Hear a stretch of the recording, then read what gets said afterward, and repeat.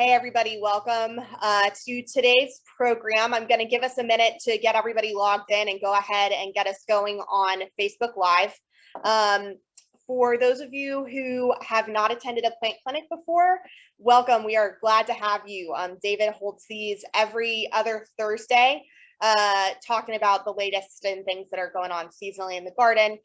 So it's a great resource. He makes sure to take plenty of questions from everyone. So I really enjoy these personally, and I know they're useful. Today, we're going to be covering annuals. All right, we should be live on Facebook now.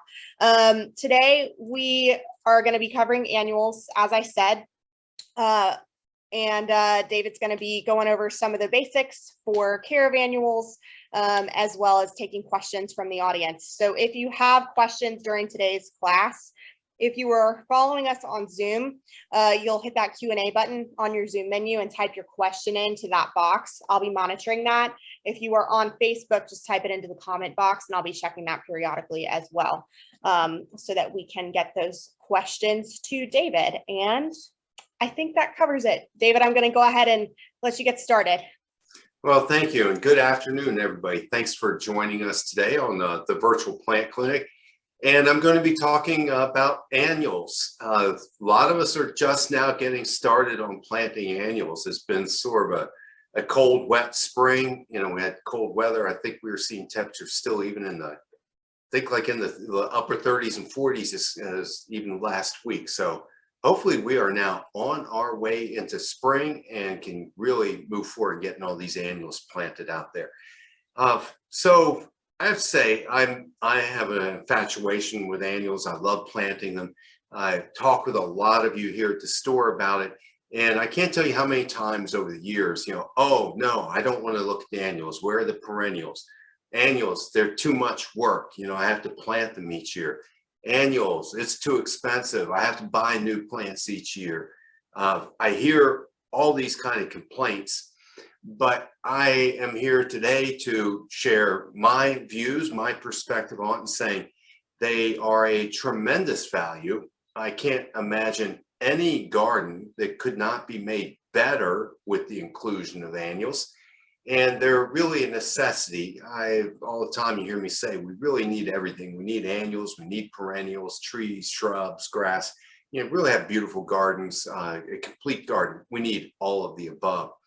So what annuals do for us, of course, is they provide this constant color.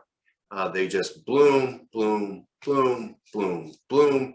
So we have flowering that can continue really from the spring, right up through fall. And then, of course, there are even cool weather annuals carry us into the fall. So annuals are what really provide us that color and that pizzazz that we all love so much in our gardens. Quick definition about what I am calling annuals, because this category has really expanded. Technically speaking, an annual would be a plant that lives, grows, matures, produces seed, dies, all within one growing season. So we think of something like a marigold, right? That seed you could plant in the ground in the spring. It grows, it blooms through the summertime. It produces seed. After seeding, it dies, right? And all that happens in one growing season. But we have expanded this category way beyond annuals. A lot of the plants, many of the plants that we include in our annuals are actually, they're perennials, but they're tender perennials. They're simply not winter hardy for us. So even a lot of the plants that I'm surrounded with right here, you look at caladiums, technically this would be a perennial. They're native to South America, Central America, so in tropical climates, that would be a perennial. But here in our region, we grow it as an annual.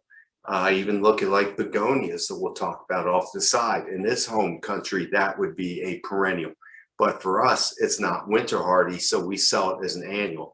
So when I talk with you about annuals today, I'm really talking about plants that are not winter hardy, that die out at the end of the season and have to be replaced each year. But that's nothing wrong with that. That's not a drag. That's something we should enjoy doing. To me, gardening, we talk about it's too much work. Well, it's not work. I mean, work is a good thing. Can just be called gardening. So let me reach up here, get my little mouse. And I am going to start with just a few pictures. Don't have much today. And then, of course, I have plenty of time for questions and comments and want to hear what everybody has to share with your ideas and what's worked for you. So let me just kick this off talking to you annuals. So again, what they do is they provide the continuous color. What I have done is I like to group annuals where you will get the most impact out of them. So this, for example, is from last summer. This little yellow flower that goes around this border here, that's called Melampodium. It's a plant that's not hugely popular, but it's one that I've fallen in love with. I planted around the border last year. Neighbors are stopping saying, what is that? Where can I get that? And I use this to provide some continuity throughout the garden. So this Melampodium stretches through this side of the garden.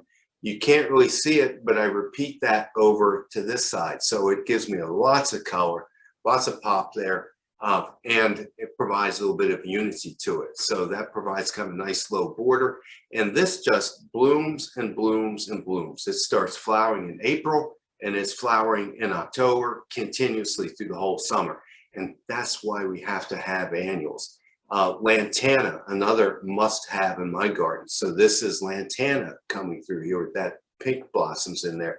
Again, lantana, if you're in the southern part of the country, if you're down in Florida and stuff, this would be a perennial shrub.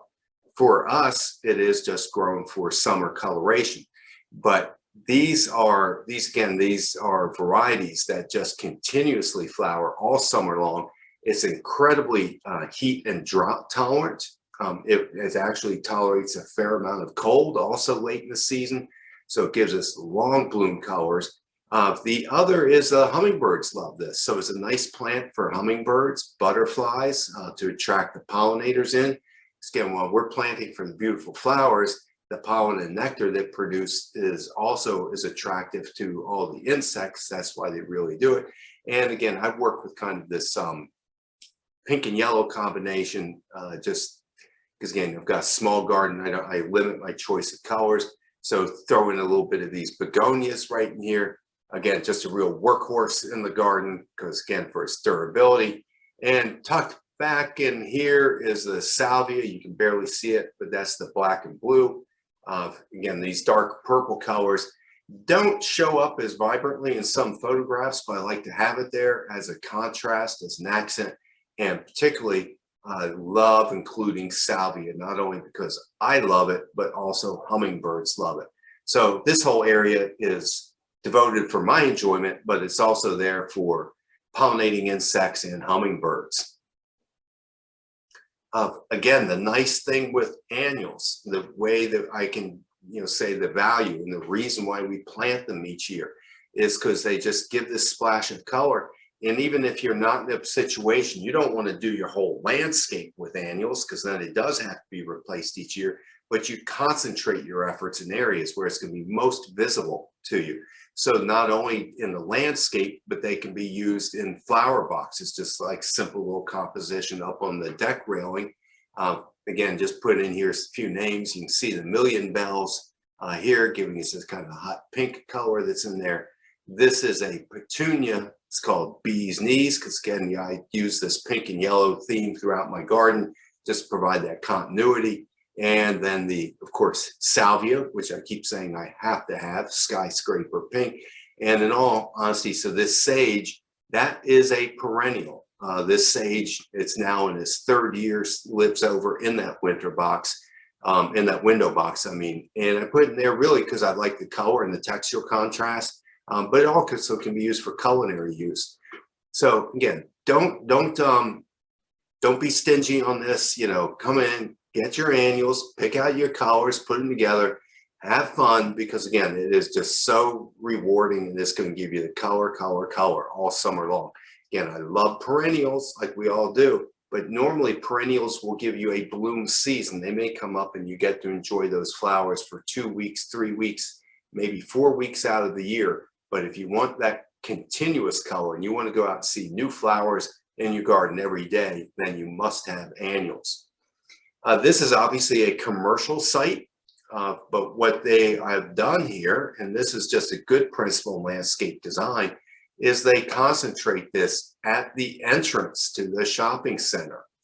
And this is part of what I was going to say is we all see, with inflation and prices going up, and we look at these and we're thinking, wow, it does make you kind of pause when you're filling up your shopping cart, but you can concentrate them in places where you get the most value out of it.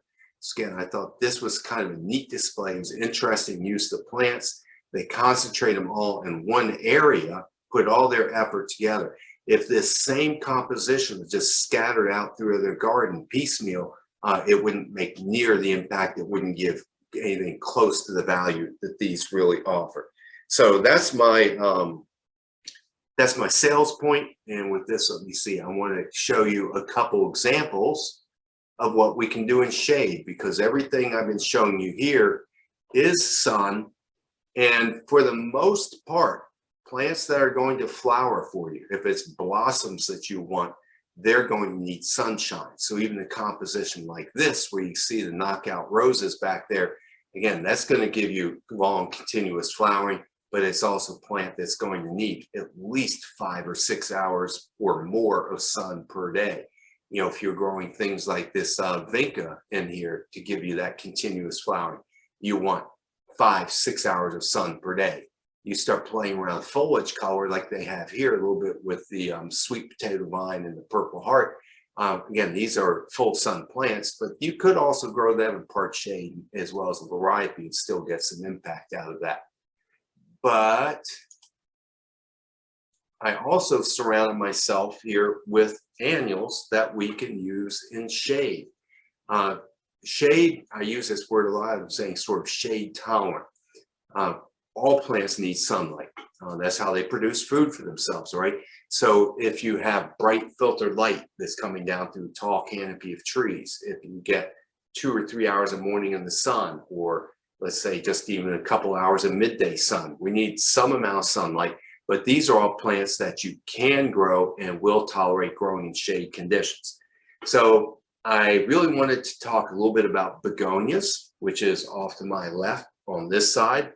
Because begonias are absolute powerhouses for giving us flowers and attractive foliage and looking beautiful in a shade garden.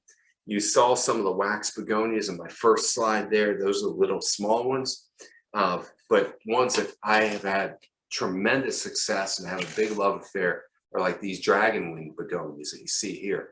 One of the things that's nice on these is they always have this very clean look to it. As the blossoms fade, they just drop right off of there. You never end up with these big blobs of mushy looking flowers on here. The foliage always has this nice glossy green coloration in it. And these, again, this is pink here, but you can also get them in white and bright red colors. So these will get quite large. Some of these angel wing begonias, by the end of summer, that could be 2 feet tall and 2 feet wide, but continuous flowering, really attractive foliage. Nice flowers on there, definitely giving you that sort of year-round or all summer interest that's there. These containers, I selected this because I thought I had a nice example. I'm calling the Silenia begonias through here.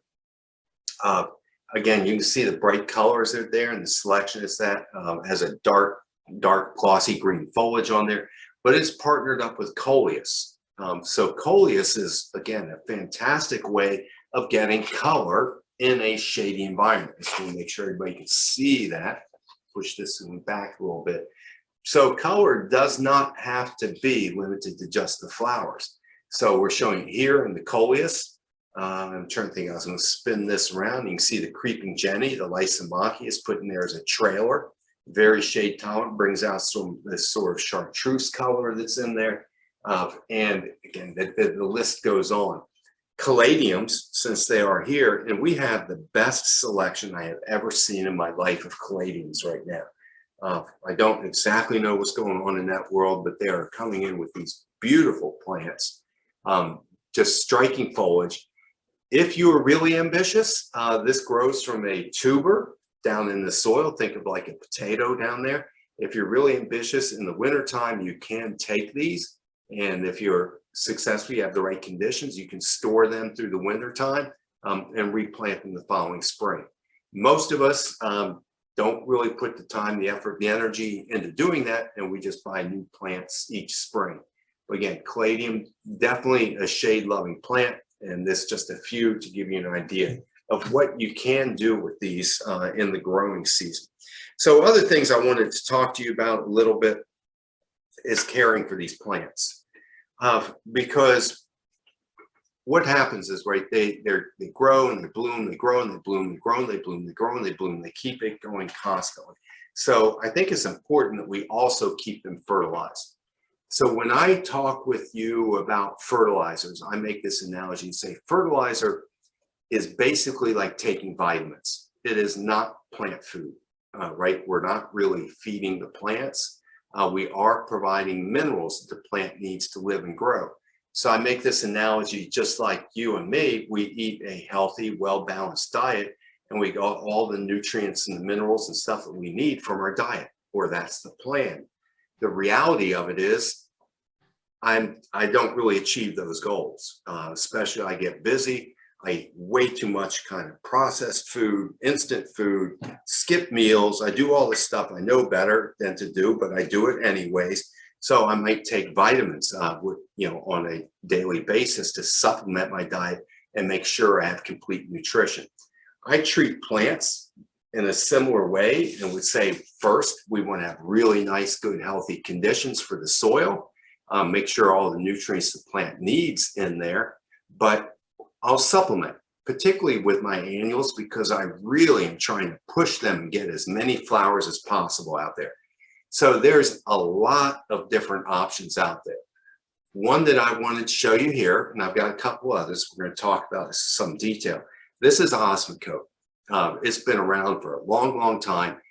Osmocote was developed specifically for container gardens and really for the commercial producer in mind. Because if you have your plants and they're in containers, and so they're getting watered constantly to keep them moist, the concern was nutrients running off and just draining out through the pot. So many years ago, it's now, I think Scott's might have even created, but it's owned by Scott's, Osmocote. They took the fertilizer and they put it inside a resin coating so that when I water the plant, little by little, this fertilizer leaks out through that resin coating. And I can make that coating, I can create the different thickness on the coating and thereby regulate the release rate of the nutrients that are in there. So this one is in the green cap, which is what I'd be using in planter boxes, hanging baskets, and so on. It's a 4-month formula, so we can put this on the soil, and then each time we water, little by little by little, those nutrients are made available to the plant as opposed to just washing right through. So that's an example, a very good example of sort of a timed release fertilizer. Another option that we go with, this is, we call it a 100% water soluble fertilizer. Jack's Classic. It's a powder, it's in here. Many of you know this, it's been around a long, long time. But we're taking the fertilizer, we're taking the plant nutrients, it's a powder, you stir it in the water, and then you pour it into the plant. When it's water soluble like this, it's immediately available. The plant has instant access to it. We can get a faster response to it. The first number on here, so this is the all-purpose formula, 20-20-20. So this is 20% nitrogen. Nitrogen is absolutely critical for the plant's growth.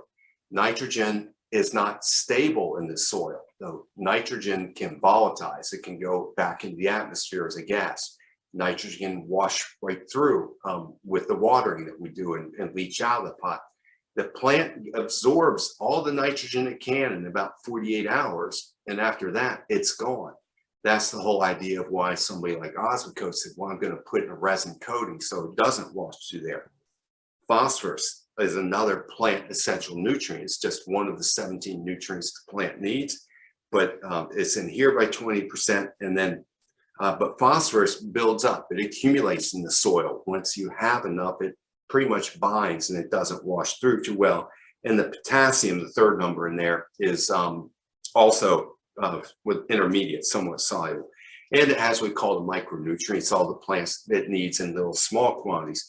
So I know I'm going into some detail, but I think there's misconceptions on fertilizer. We said we're not feeding the plant. We're putting plant essential nutrients in there that the plant does need to grow. And if they're not available in the soil, we do this to kind of guarantee ourselves. So the last thing I'm going to say about fertilizers, you'll see all these numbers, so like 20, 20, 20, right? A 1-1-1 ratio. It's just very balanced. It's providing all these nutrients in equal percentages. That's why it's just labeled as an all-purpose fertilizer. One that I like a lot, and I'm going to show you an example at the end of my little slideshow here. So this is one, the same company, Jack's developed. It's called Petunia Feed.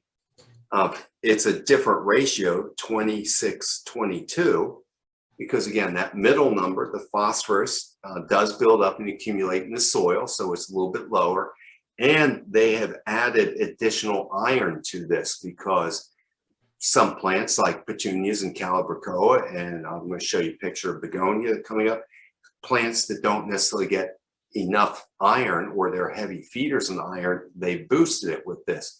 So again, this is where the thing gets a little confusing, because we'll take and start tweaking these formulas, you know, for specific plants or for a specific purpose that's in there. So again, it's not to say one's better or worse than the other, it's just they meet different needs.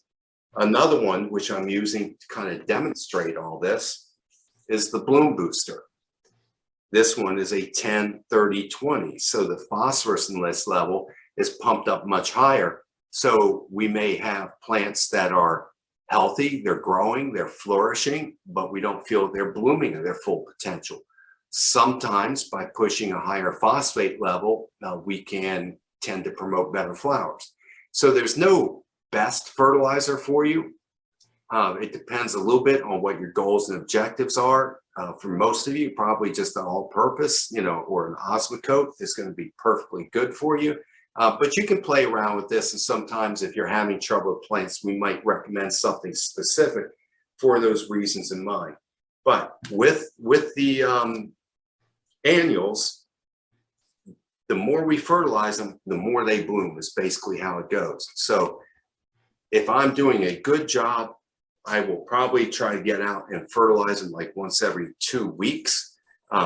Definitely, I want to get out there and fertilize them at least once a month, and that will really improve their performance. The only other thing that you need to do is I want to talk a little bit about pruning, and like I said, and then we're going to open this up and start taking questions from you. You may hear a lot about what we call deadheading. So a true annual, like a petunia, what would happen, right, is it grows, flowers, it gets pollinated, and then that would turn to a seed pod. Once that plant has produced seed, it's going to stop blooming, right? Because it's all that energy, and that's its mission, is to produce seed that's in there. So we would have to go through what we call deadheading and pull these off. So deadheading is simply when the flower is done, we go through, pinch it off, and that induces the plant to grow another flower. Right? Over time, what most of the plants that we're dealing with today, they've really improved, is they are no longer produced by seed. So when you look at like this Supertunia, you know, from the Proven Winner series, these are sterile plants. They don't produce seed.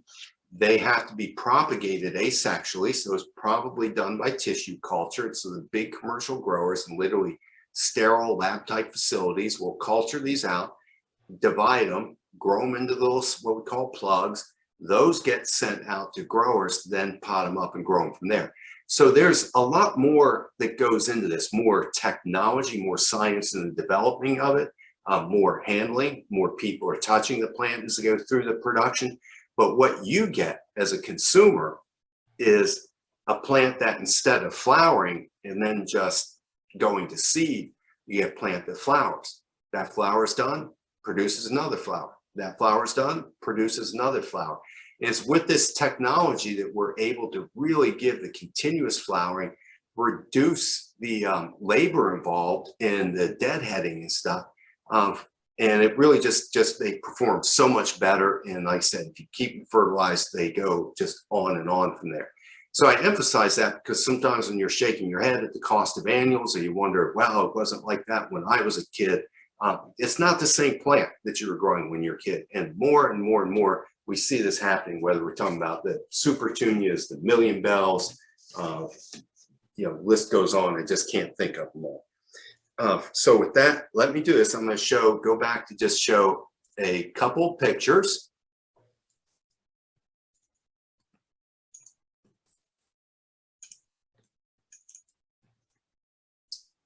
So what I was talking about was deadheading. The other thing I want to say is in terms of pruning, annuals, they can get leggy. They kind of get over the season. They kind of start to get stretched out like this. Because again, I'm saying they're growing and flowering, growing and flowering, growing and flowering. Well, eventually all the flowers out the tips and back to the center, it's time for a haircut. So this is my before picture. And Stephanie doesn't work with us any longer, but she's still a very, very good friend of Merrifield's, is kind of going through and demonstrating how you can take these baskets, trim them back periodically through the growing season anytime they start to get leggy. This is kind of the finished product after the haircut. You fertilize it like that, and they just keep going and going. And I am going to show you, no, you know what I'm going to do, Sally? I'm going to stop right here because I feel like I'm talking too much. And let's see if anybody of our viewers have something they want to share, questions or anything like that. Sounds good. Yeah, we've had some questions come in. The first question is about shade plants. David, do you have any recommendations for, I know we've talked caladium, begonia. I may be missing some here. I'm not thinking. Are there any you would suggest? This person says, I only have shade. What can you suggest other than the same old impatiens and begonia? Well, I did want to say something about impatiens. We were out of that business for quite a few years because of the downy mildew, but there are disease-resistant varieties that are readily available now. So you can put impatiens back into the palette. I love coleus. Again, coleus has a pretty flower. The flower is secondary, and a lot of people think it's ugly and prune it off, and they grow coleus primarily for the leaves. But it makes a fantastic shade annual that definitely can be included in there. Try to think also, there's to some extent of, I'm going to try to say Nemesia. I don't know its common name, but it will flower for you. It doesn't need direct sun, but it does need a little bit of sunlight in there. So yeah, if you're going into the perennials, but don't dismiss begonias. There's a lot of begonias, because begonias and patiens are kind of your flowers. There's again, for foliage more so than flowers, but plants called Plectranthus that I've had some success with growing that in the shade. Doesn't bloom till late in the season, so it's mostly for foliage. So we mentioned coleus, Nemesia, and I'm probably forgetting things that have not gone on. Again, we sell a lot of tropical plants like elephant ears, the colocaceas and alocasias, and a lot of people start putting tropical plants, ivies, things like that also go into there. But yeah, shade flowering annuals, not a whole lot. Begonias, impatiens, those are your best ones. Sounds good. And actually, we just posted, if people want to get into perennials, we just posted some more information yesterday, some pictures of shade containers, but those are getting into perennials. So but if anybody can email me if they want the actual names of those plants spelled out, then I'll check with David. We'll email them. We'll email them to you. All righty. Next question. We have two questions about caladium. One is caladium deer resistant. Two is, I've heard the buds should be pinched off caladiums to keep new growth developing. Is that true? So caladiums are deer resistant, and they do produce a flower. I'm trying to think of one of these I thought might even have a flower. I've never seen one with a flower. That's interesting. It's nothing that you'd write home about. Oh, okay. Yeah, that's what, because I grew up in Florida, obviously, and so I used to plant them with my grandmother every season. But this is actually the flower bed coming up here. It's in the arum family, so it's kind of like a jack in the pulpit when it opens, or think of it kind of like a peace lily. The conventional wisdom is, yes, you would want to cut this off because if it was to get pollinated and it starts putting energy into the production of the seeds, that's energy we'd rather see going back into production of leaves. I let things flower because I find all that interesting. I think it's a little bit oversimplified. Say, oh, well, the plant, it's kind of, we say, hey, you can walk and chew gum at the same time. I think the plants can actually produce leaves and flower at the same time. And even if a little bit of energy goes into the production of that flower, I get enough enjoyment out of it, I'm going to let that happen. But yeah, I would say maybe the smart call is to cut those blooms off to keep the leaves going, but I never do it. And I think you'd have a hard time convincing me. So that's the way it is with gardening. There's no one way. I keep always making these cooking analogies, just like there's no recipe. You do whichever you want, and it's going to work. All right. Next question. Can you use the same fertilizers that you were showing for herbs, or would you use different ones? Oh, you absolutely can use the same ones. Now, I didn't get into this. These all the ones I was showing you are called synthetic or chemical fertilizers. A lot of times people who are growing herbs prefer to use organic. So that's another thing that you might want to consider. But you could absolutely use these for growing herbs. Most of the herbs don't really require as much fertilizer. They tend to be a little bit slower growing, not as vigorous. But like the all-purpose fertilizer or the Osmocote would be totally appropriate to use on any of the herbs that you're growing. Okay. All right. We're going to jump back to caladiums. This is actually a good question. I've been wondering about this too for myself, but obviously I'm in a different part of the country. Caladium bulbs, if starting bulbs, when should they be started? I'm wondering how long I should wait before I quit looking for starting growth. I'm heading out to buy caladium and elephant ears as I am running out of patience. Yeah, so they like warm soil conditions, and that has been a real problem for us with the weather this spring. When I say warm, they want soil temperatures of about 70 degrees and above. So sometimes they will be started indoors. If you want to start them, say in March or April, you could do that indoors in kind of a warm, sunny window. If you're planting them outside, we don't really plant them until after Mother's Day. So I say we're there now, but are still, we've had this cloudy weather. Things haven't warmed up quite right, but I think you could plant them outside now if you wanted to start directly in the ground. But like I said, maybe the thing to do is really to even start them inside where it's nice and warm in a pot. All right. Yeah, that's good. I got some, mine haven't started growing here in Florida, so I don't know if there's something wrong with them or if the soil's just too cool still. I don't know. All righty, let's see here. They should be up out of the ground and looking. I would think, I don't know. I think there's something, I think I've messed them up. Yeah, the soil's cold and they'll rot. That's really the only thing I've ever had go wrong with them is that they will rot if they sit in cold, wet soil. So you might poke around and they're a little bit Sally, make sure that they're still in there. Yeah, we're gonna have to go check. I may be buying some annuals, caladiums from our annuals department. Wish that we had you guys. Anyways, alrighty. Next question, zinnias. I've tried to start from seed. They sprout under a grow light, half die before I get them outside, another half die once they're outside. How can I increase my odds of growing zinnias?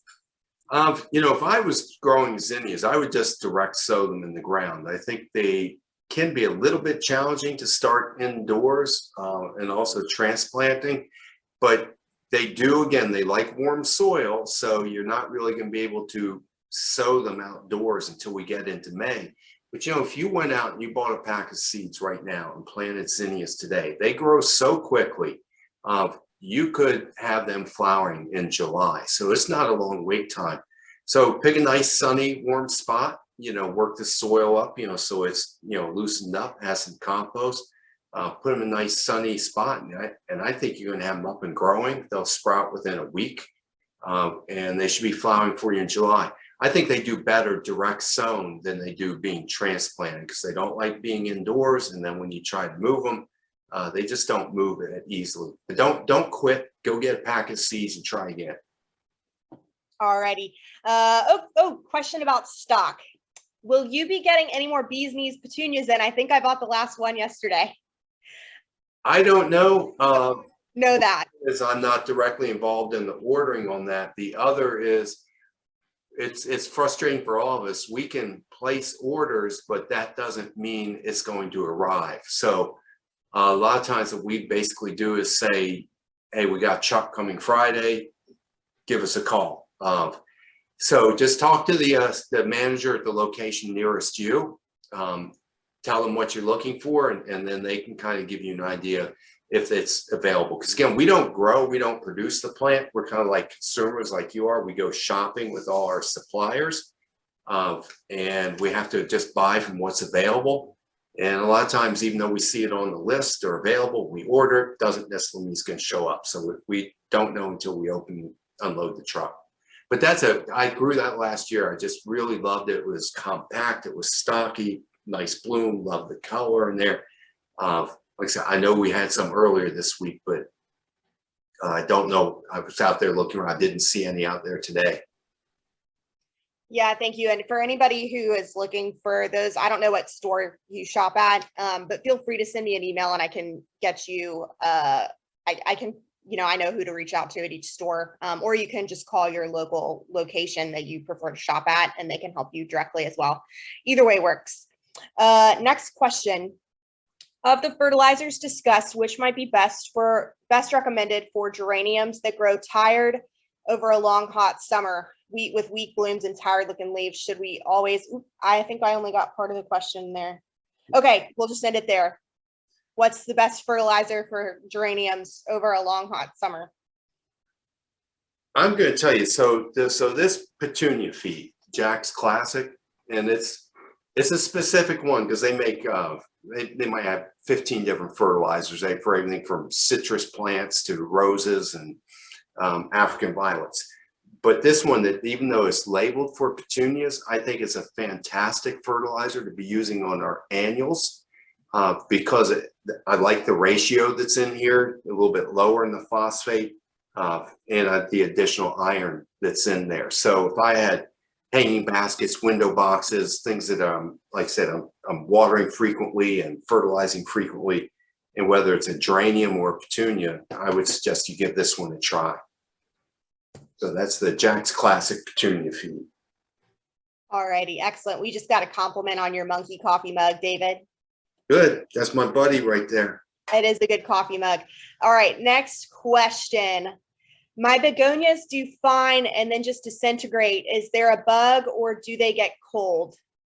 You know what? I'm going to take that as a little lead in. I have just one picture, and I think we'll still have time for questions.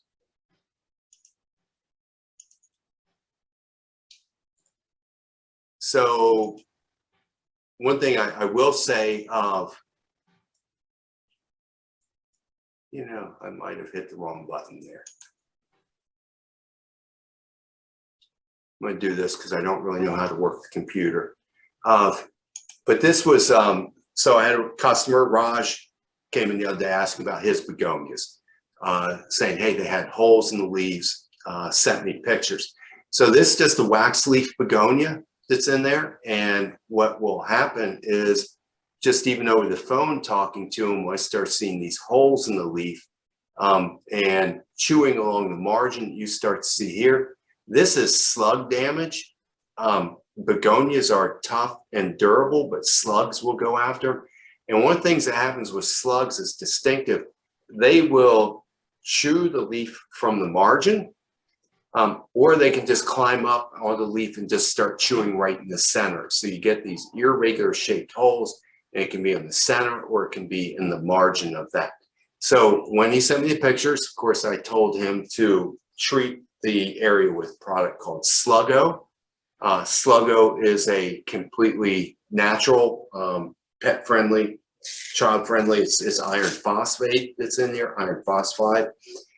You put this down, it's literally made out of pasta. It's about the size of a grain of rice. We put it down there, and the slugs come out. They eat that, they eat the iron, and it's toxic to slugs and snails, but harmless to people and pets.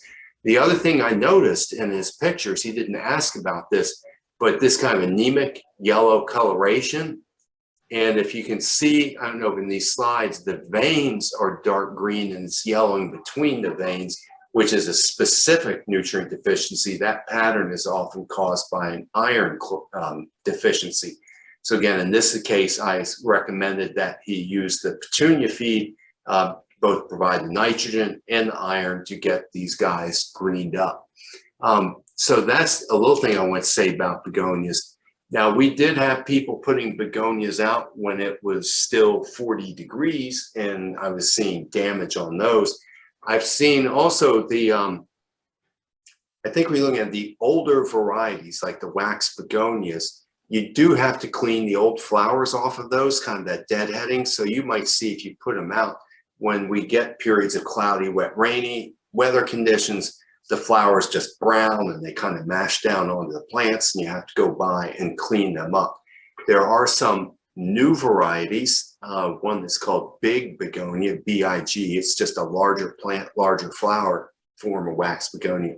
Those tend to be more this self-cleaning where they don't get all mushy, they just drop off. So anyway, in this long-winded way, what I'm trying to say with your question on begonias, it's probably just reacting to overcast, wet weather conditions. You prune to clean the old flowers off of those, you know, keep them fertilized and keep the slugs off them, and you should be in pretty good shape. Okay, yeah, that's good information. Okay, next question, and I think this is the last one we have for now. Wait, no, we have one more come in. Okay, so we actually have a couple questions left. What is the best soil to plant your annuals in, and do you have a recommendation for an organic fertilizer? So there's a lot of great soil mixes out there. What I will tell you that I have landed on, what I tend to do is I use a combination of the Merrifield potting mix. And I'm assuming we're talking about containers, but I take the Merrifield potting mix and I take bumper crop. So it's about 75% potting mix, 25% bumper crop, and stir that up together and use that when I'm planting. If I'm planting in the ground, then I just use the bumper crop as a soil conditioner and I mix that in with each time that I plant. So again, I don't want to sound like that's the only one, but I've been using that for the past 3 years and just feel like I've seen noticeably better results with it. And again, bumper crop is 100% certified organic and everything. So you can certainly use that as a soil conditioner. And asking about an organic fertilizer, now we sell some that are granular that you just mix into the soil, either from a Spoma, what's called a Spoma Garden Tone, or Flower Tone is a good choice. We're also carrying one from a company called True Organic, True. They are both very good. If you wanted to supplement with a liquid fertilizer throughout the growing season, I love using fish emulsion, and I've had amazing results with fish emulsion, but it is smelly. You know, it smells kind of fishy. I've also had to back off on some of the organics because then I have just what I call neighborhood cats and dogs and other wildlife. They start coming around to see what smells so good. But those are some ideas that you could work with. Alrighty, great. Okay, quick question for a plant ID. To your left, the tall plant, I thought it was Dracaena spikes when I first looked at it, but it looks, what is that? It's got like corkscrew. It's a rush. You know, it's a juncus, or it's a type of rush. Okay. And it's got the little corkscrew figures in there. So yeah, that's what I thought it was, might be Dracaena, but I told this person who asked I would ask for an ID first, and then I noticed the corkscrew and I was corkscrewing leaves, and I was like, that's definitely not Dracaena. Okay. Yeah, we have those available. It's a fun little plant to put in there to provide that height and a little bit of element, that vertical element. Yeah, that is fun. I think I've seen that before. All right, next question. Can you use the Petunia feed for perennials with iron deficiency? My Firelight hydrangea gets that same veining pattern. Yeah, absolutely. You can use it on anything. I keep emphasizing though, with annuals, because they're constantly growing, constantly blooming, I think they respond better and need more fertilizer nutrients. Perennials that may only have a shorter growth season, a shorter flower season, just don't need to be fertilized as often, but you absolutely could use that same fertilizer on them. And then I even think like trees and shrubs, once they're established, we don't really need to fertilize them other than if you see a deficiency, because like we were talking about, if you see that interveinal chlorosis where the veins are dark green and it's yellowing in between, that's most often because of a problem with your soil pH, meaning either the soil is not acidic enough so that it can't absorb the iron, or it just needs a shot of iron. So that petunia feed, that Fe, the way they do it, their little name, because Fe is the symbol for iron. So that's what they're trying to say is this is an iron supplement that's in there as well. So that would be a good option if you see those symptoms. Okay, great. All right. Well, we are at 2:45 and we have answered all of the questions as of now. Sure. So, David, do you have anything you want to wrap up with before we call it a day? No, just, seems like we're just can't seem to put a real sunny, nice weekend together. Looks like going for a couple days of rain, but that don't let that stop you. We have been hugely busy today because like all good gardeners know, they're just out there loading up their carts, getting stuff in the ground before the rain comes. So anyway, with that, good to see everybody. Say hi when you stop by, and we'll see you in a couple of weeks. Thank you so much, David. And just a quick note to everybody who attends our classes that are usually at noons, we're taking a break from those for the spring season, just giving our instructors a break so they can focus on everything going on at the store. But David will be continuing his plant clinics. So send me an email if you have any questions, and I'll follow up with David and we'll get you your answers. So everybody have a great day. And David, thank you so much, as always. Thanks, everybody. All right, bye all.